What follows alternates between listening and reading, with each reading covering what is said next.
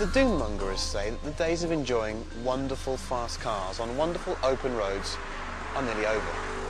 But then you wake up on a wonderful day like today and you find a sublime road like this, and most of all, you get a collection of amazing machinery like this, and you think to yourself, there must be some life in this supercar game yet.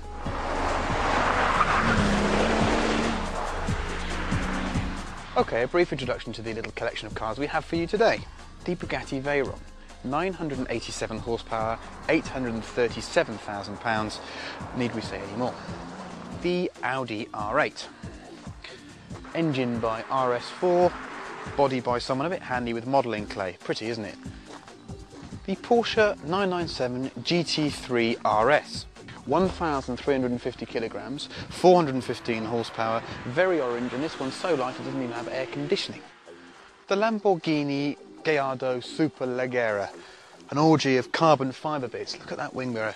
But someone seems to have taken the baffles out of the exhaust because you can hear it about 400 miles away. And the Aston Martin DB9 Sportpack. British, V12, very pretty.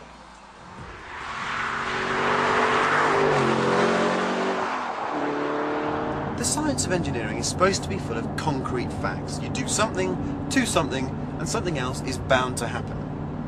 So why is it when you take a 415 horsepower Audi RS4 engine, you bolt it into a lighter, smaller coupe body like the R8, it doesn't feel any quicker?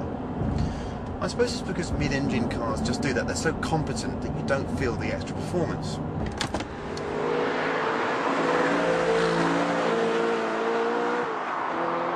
The R8 is a very special piece of kit. It has an exceptional ride. The engine feels just as special here. It revs like a complete nutcase, but it has great mechanical refinement and it sounds fantastic.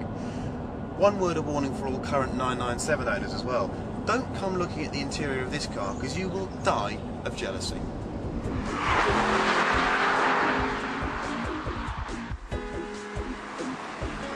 Now in this company you could be forgiven for thinking that the Aston really is the odd one out, but it has its own unique appeal. You see, it's a genuine front-engine rear-wheel drive GT, which means it's not as accurate or as pointy as the other cars here, but it will do this.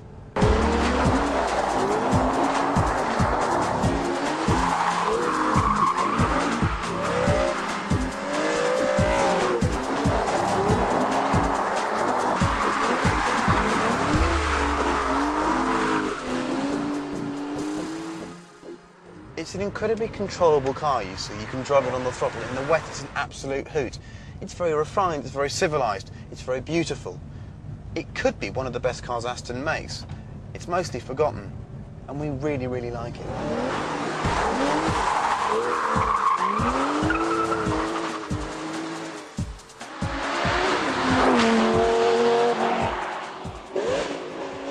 Now, as some of you will have noticed, there are some strong family connections within this group.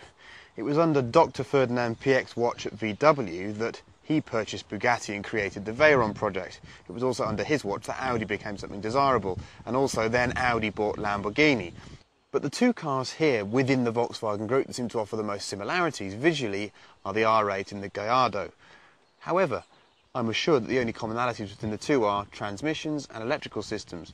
But it does seem a coincidence that they cover such a similar space on the road, and when you sit in them they feel such similar driving positions, as if they've got the same seating position and the same steering column. Even the steering wheel looks very similar. In fact, I think it is the same thing. But other than that, the cars are quite different. This Superleggera Gallardo is a curious mix, actually. The engine sounds fantastic because it's got straight-through exhausts in it. The paddle shift isn't quite so clever, but I find myself questioning the need to have this car over a standard Gallardo. It doesn't seem to feel that much faster. It makes a bit more noise. I think the alloy wheels are questionable as well. I'm not quite sure about all the carbon. In fact, I'd just have a standard Gallardo.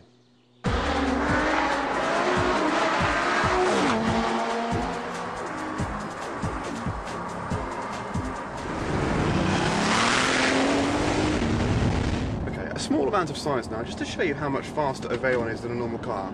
I'm in an Audi R8, a conventionally fast car, 415 horsepower, 1,500 kilograms or so, and we're about to show you how much quicker a Veyron is. Here we go. To my left there is a Veyron with Steve Sutcliffe and Jamie Costerfield. Here we go.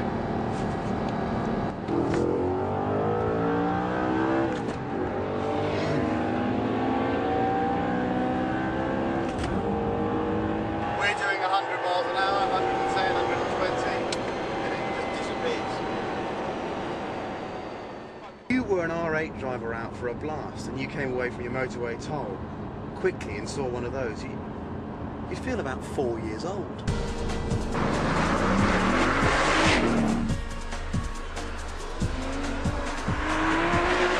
Relative to every other RS model Porsche's ever made, the new GT3RS 997 is an incredibly refined car. The ride comfort's exceptional. It's almost as good as a regular Carrera, but it's still, as you can hear, quite a noisy old girl.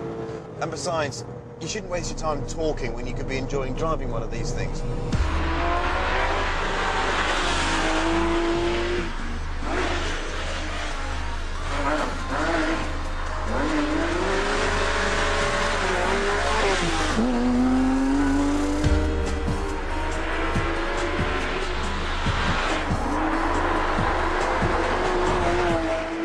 The 911's always been a complicated kind of soul, and this GT3RS model's no different. You see, on the one hand, it's one of the most focused cars here. It's got cut tyres, a roll cage, bucket seats. However, it's also one of the most usable because it feels so comfortable on the road. It feels like it never stopped working for you. It feels like it would work every single day of the year. This car's got a couple of problems. The first is that it's got no air conditioning, which is a bit of an issue, and I can see no reason for the weight saving at all. I mean, if you're that worried about your lap time around the Nordschleife, learn to drive it fast is what I'd say. But it is a fantastic road and track device. It's just so fast, it's just so competent. The ceramic brakes are a real bonus as well. You can feel the extra ride quality because of the unsprung mass. No, it's a fantastic car, the GT3RS, a truly fantastic car.